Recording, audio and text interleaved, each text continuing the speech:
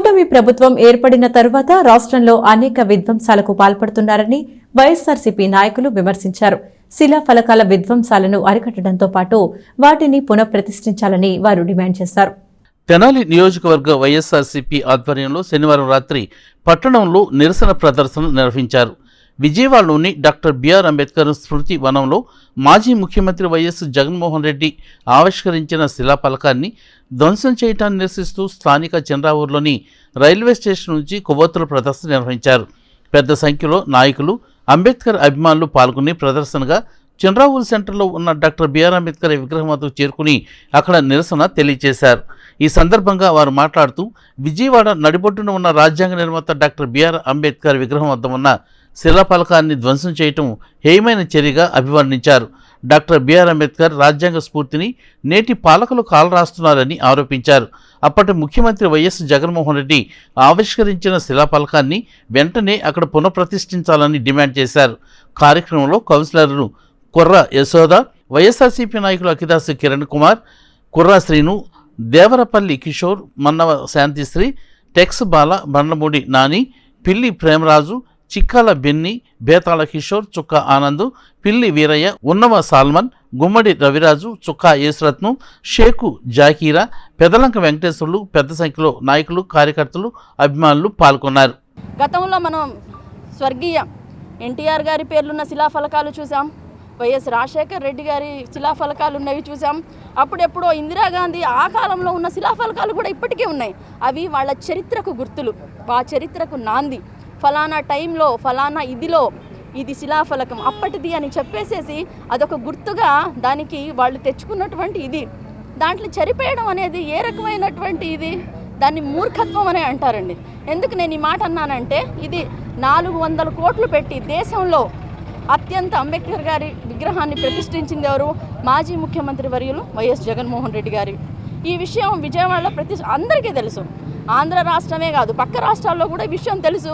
పేరు చెరిపినంత మాత్రాన చరిత్ర చెరిగిపోదు, అంతే కదా. చరిత్రని ఎవ్వరూ మార్చలేరు. అందులో భాగంగానే ఈరోజు అలా విధ్వంసం అనేది చేయడం అనేది ఎంతవరకు కరెక్ట్ అయిన పని? అది మీ ఎక్కడ చూసినా శిలాఫలకాలు ధ్వంసం చేయడం ఇవన్నీ కరెక్ట్ కాదు కదా. మనం ఎందుకు వచ్చాం అధికారంలోకి? ఈరోజు కూటమి పాలన ఎందుకు వచ్చింది అధికారంలోకి? ప్రజల్ని మంచి చేయడానికి వచ్చింది, మంచి దారిలో నడిపించా. ఏదో ఒకటి ప్రజలు మీరు ఏమైతే హామీలు ఇచ్చారో దాని మీద దృష్టి పెట్టండి.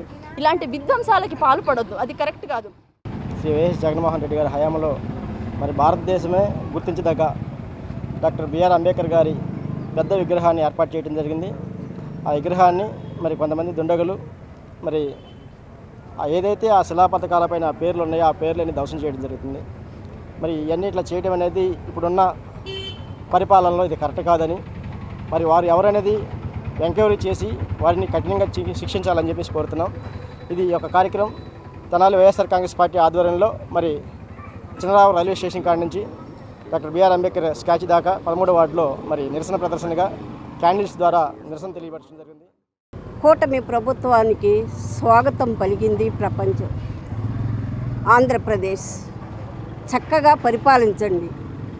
మీరు ఏమైతే హామీలు ఇచ్చారో ఆ హామీలను మెరుగుదిద్ది ప్రజలకు అందించండి, అది మీ బాధ్యత.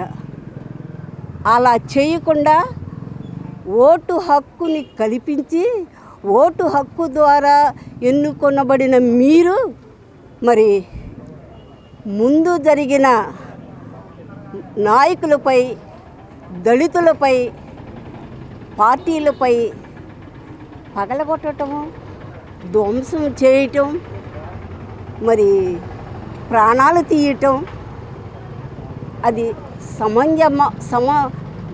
సమాజానికి అది మేలుకరమా కాదా అనే ప్రశ్న మీకే వదిలేస్తున్నాం.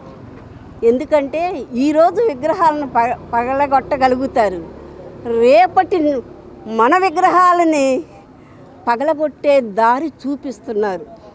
గమనించండి. ఈరోజు నువ్వు ఏ బాట వేస్తే రేపు అదే బాట ఈ యువకుడు నేర్చుకుంటాడు అనేది గమనించండి. మంచి పరిపాలన దక్షతనివ్వండి.